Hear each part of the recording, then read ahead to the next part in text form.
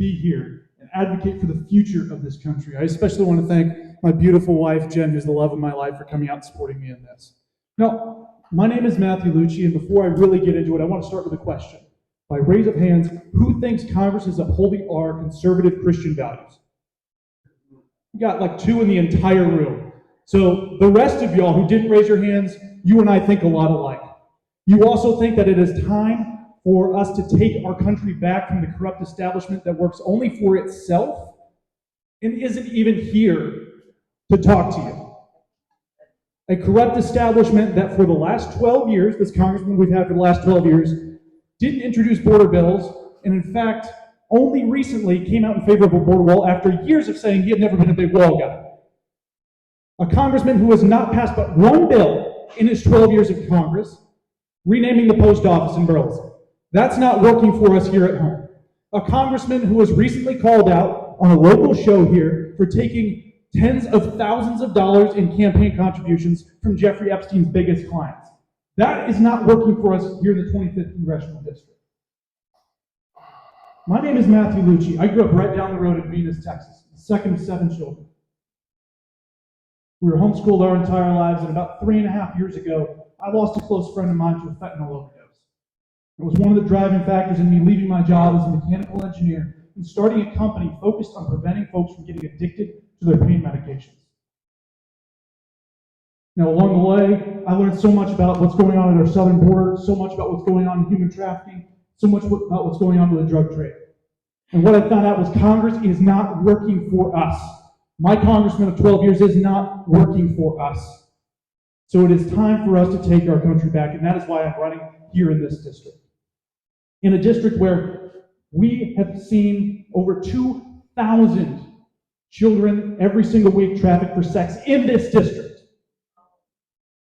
Where a little girl came up to me in Burleson ISD when I was speaking there on fentanyl, and she showed me her bracelet that said Kyle still speaks, because her best friend Kyle took what he thought was a Tylenol and didn't wake up the next morning. So don't tell me drugs aren't in our schools. My name is Matthew Lucci, and I'm going to be fighting to secure our border, to stop inflation, to protect innocent life, because it shouldn't matter whether you would have been born here in Texas or whether you would have been born in Illinois. Your life has the same value, infinite value in the eyes of our Creator. I will fight child trafficking because I am the author of the Congressional Pledge to Fight Child Trafficking. And I am fighting to ensure that our veterans get the health care that they've earned by putting their lives on the line for this country. Thank you all so much.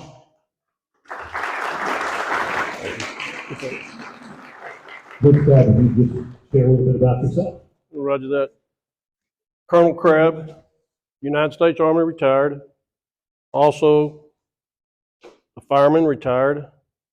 Police officer retired. Why is that important? That tells you my whole life. I'm 64 years old. I was retired. I'm bringing myself out of retirement to do this. Why? I think it's important. But my whole life I've been fighting for other people. So I'm saying to you, I'm going to come and fight for you one more time. Just give me a shot. I've been asked the question, how do we know we can trust you? How do we know we can trust anybody until they get in there and do it? Show me what you got. Look at my past. I think I've showed you what I've got. Fireman, cop, soldier, 5 combat tours, been wounded, escorted bodies home of my soldiers that died in combat with me. You think that was fun? Worst job in the world. My friend here is talking about the border. I've been down there 4 times. I'm going to tell you a story about my trip to the border, about a little 12-year-old girl that was so happy, so happy. And the lady that I was with, the interpreter, social worker, as we was helping this little girl and her brother and sister up the bank, I told the lady, I said, wow, makes me look really happy. Look at her. She's got to be happy because she made it. So I looked over at Maria. She had tears coming down. And she goes, Colonel Crabb, that's not why she's happy. I said, why is she happy? When she left her house 4 to 5 days earlier, her mother and father said, you take your sister and your brother. You go to America and we'll get money, we'll come too. But here are 6 pills. And this is what's going to happen to you along the way. And every time it happens, you take one of these pills. But whatever you do not let them touch your brother or sister. So the little girl that I thought was happy because she made it to the border, she was happy because she had 2 pills left. And she was so proud of herself because they didn't touch her brother or sister. I'm 6'1", 230 pounds. I think I'm a pretty good sized man. I don't think I'm a sissy. I'll tell you, I cried like a baby. What a story, huh? I've got other stories like that. Sickening.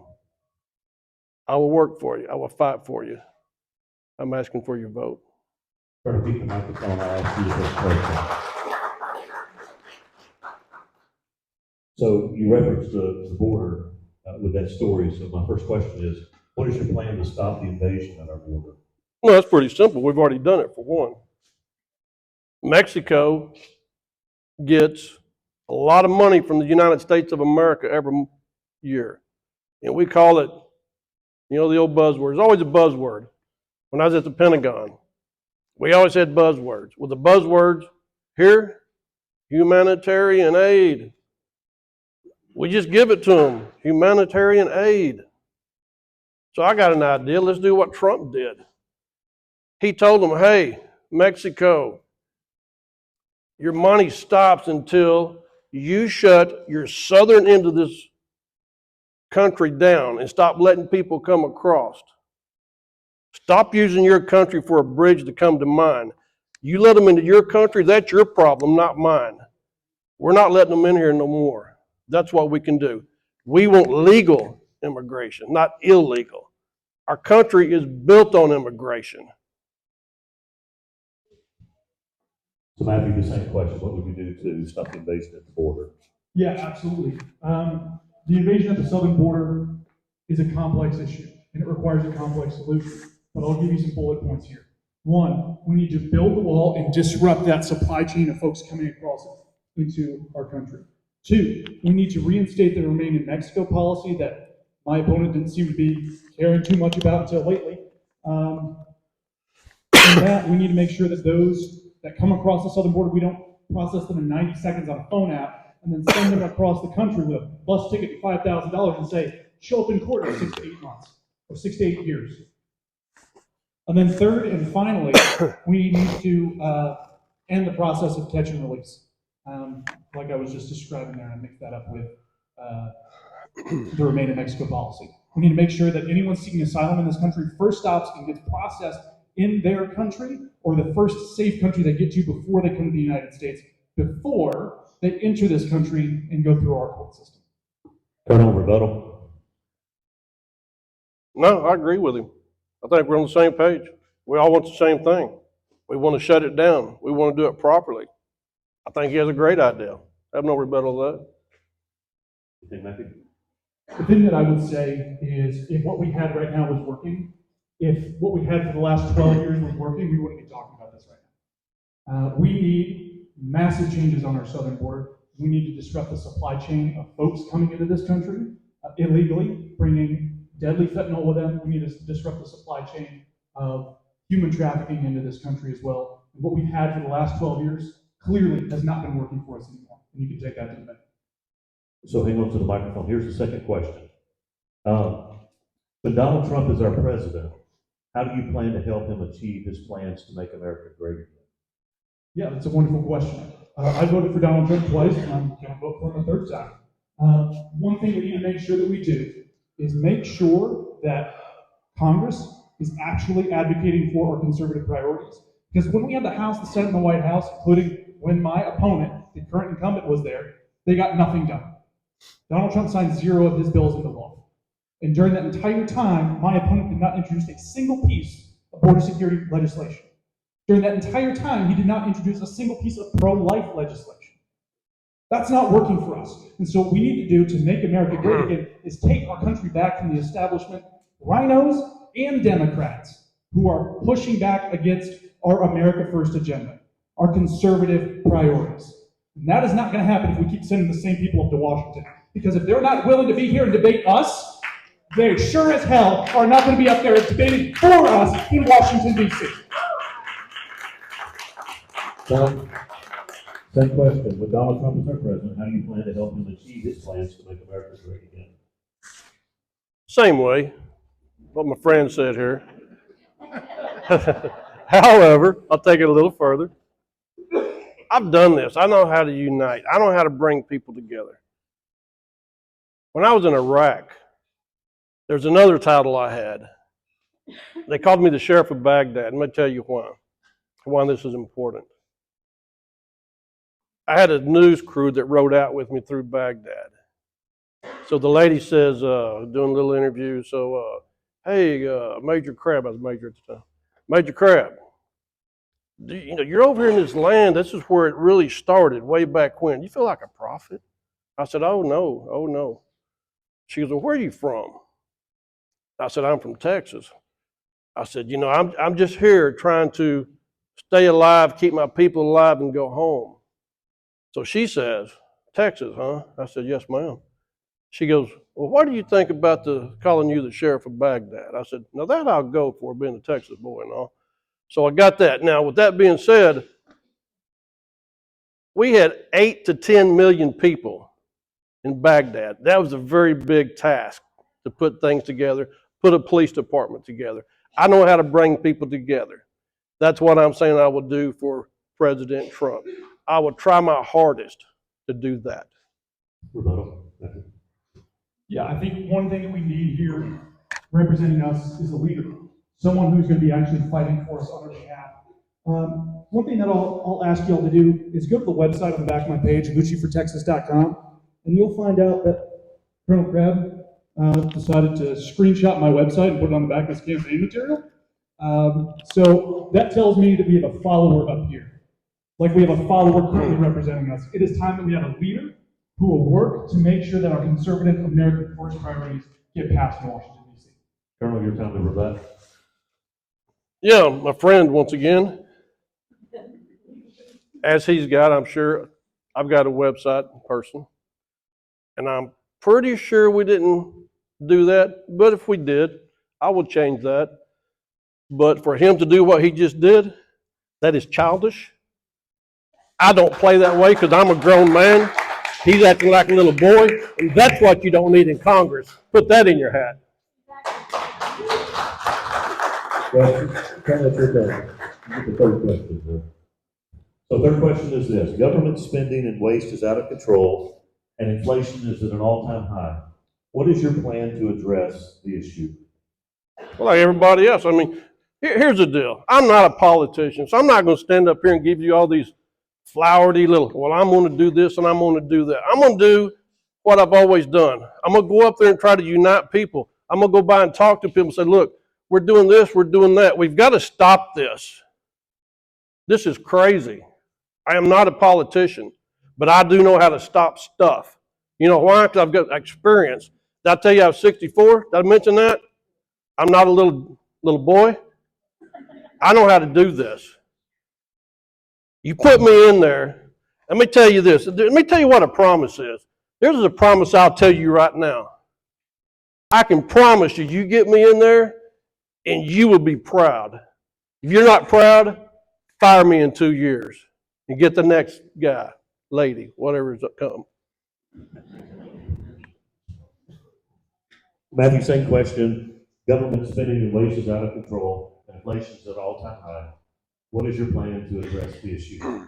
Yeah, first of all, we need to stop increasing the debt limit, or like my opponent did, voting to increase or eliminate the debt limit entirely so we have unlimited government spending through 2025. That is not working for us here in District 25. What we need to finally do is cut spending, cinch in our belts for a while because we cannot keep kicking the can down the road and mortgaging our kids' future and our grandkids' future in the name of political expediency. And excuse me if I'm calling out someone for being a follower, like we've had in Washington, D.C. That's number two, bub. That's number two. Try one more time. See what happens to you. Are you threatening me, Mr. Grant? No, sir, that would be a promise, my friend. I come with promises. Come on, guys, stay to the topic. Yeah, y'all, he's looking out there to you guys going, are y'all seeing what he's doing? What he's telling you is, he is threatening me. I am not threatening him. Do you want somebody that'll fight for you or sit up here and call people names? That is childish. It has got to stop. We got enough of them up there now. Okay, we also have enough people up there right now who are not standing for our conservative priorities. So excuse me if I try to make sure that we have a true leader in this district. Right. Rebuttal, Colonel? Nah, I ain't got nothing to say to him. Thanks, Matthew. So go ahead and take 2 minutes and do a summation, and then pass to Colonel. He can do his 2-minute summation. Yeah. First off, I'm sick and tired of Washington, D.C. not working for us, as you all know. I'm also sick and tired of political promises that you get over and over and over again from people who do not live in our district, from people who do not live here, who do not work here, who do not struggle here like we do. I'm sick and tired of politicians sending in letters and saying, I'm supporting you, I'm fighting for you, when they're not actually doing it. So I'll tell you the same thing that we tell every single one of our volunteers. When we send them out with a voter list, go contact these voters, go fight for us in this district. Have faith in me one election cycle. Take screenshots of my campaign website, that's luccifortexas.com, some of you all have already done it, and grade me like a college professor when I go up there.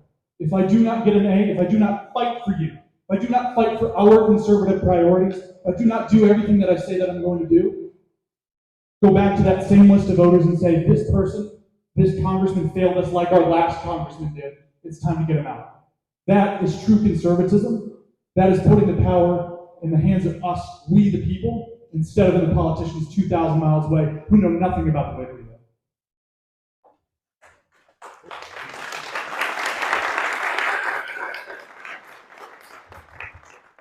Pretty basic. Common horse sense back to Congress, if it's possible. I'm a dad, I'm a husband, I'm a grandfather. I love my country. I may be a follower, but you know what? I bled on foreign nations for this country. I think I'm the only one standing up here that's done that. So I'm asking you, I have proven that I would fight. I have proven that. If you want somebody who's going to take the fight to the fight, I will tell you one more time, I'm a basic guy. I'm not going to flower nothing up for you. You put me in there, get on that TV and watch me when I'm up on that Congress floor and watch somebody get smart with me and see what happens. You're going to like that night, I promise you. So I'm asking you. I'm bringing myself out of retirement. I got a good retirement. I got good money. I got a Shih Tzu dog that lays on my lap while I watch TV and drink coffee, for God's sakes. It don't get no better than that.